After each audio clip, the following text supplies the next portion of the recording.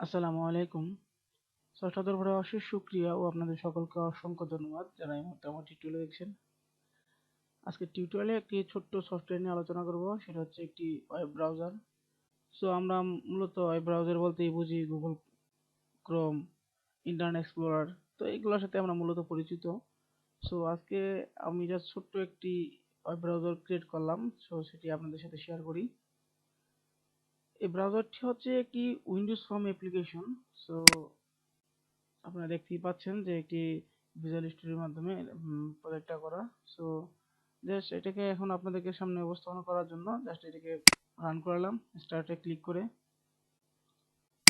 Run করার পর আমরা একটি ইন্টারফেস দেখতে পাচ্ছি যে এটি একটি উইন্ডোজ ফর্মে ওপেন হয়েছে।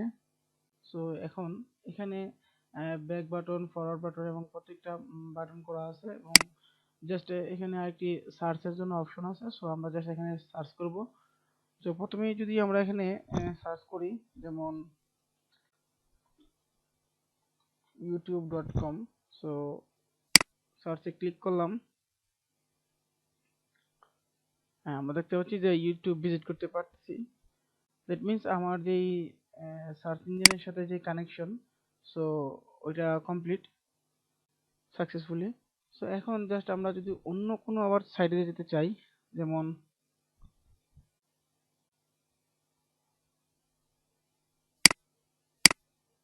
গুগল, আমরা যদি গুগলটা ভিজিট করতে চাই সেক্ষেত্রে google.com দেন আবার সার্চ করব। অর্থাৎ আমার যে ব্রাউজারটি সম্পূর্ণরূপে কাজ করতেছে। এবার জাস্ট আমি যদি ব্যাক বাটনে ক্লিক করি, সো দেখতে পাবো যে আমরা অটোমেটিক ব্যাকে চলে গেছি।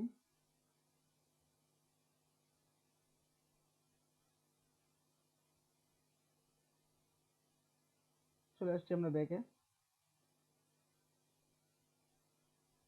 তার মধ্যে আরো যত অপশন আছে, এটা জাস্ট ডেমো স্বরূপ কাজ করা। আশা করছি আমাদের যে প্রফেশনাল ভার্সনটি আসবে সেটি অনেক সুন্দর ওয়েল ডেকোরেটেড থাকবে। এটা জাস্ট একটা টেস্টমূলক কাজ করা। সো আপনাদের সাথে শেয়ার করলাম যে আজকে একটি ওয়েব ব্রাউজার আমরা কিভাবে তৈরি করতে পারি বা একটা ওয়েব ব্রাউজার কিভাবে কাজ করে সেই ব্যাপারটা। সো আশা করি প্রত্যেকে এই রিলেটেড সফটওয়্যার, ছোট ছোট সফটওয়্যার তৈরি করে বড় বড় সফটওয়্যার দিকে আকৃষ্ট হতে পারবেন। সো আশা করছি আমরাও এই ব্রাউজারটিকে আরো পূর্ণাঙ্গ রূপ দিতে পারবো। তো সে পর্যন্ত সবাই ভালো থাকবেন। আল্লাহ হাফিজ।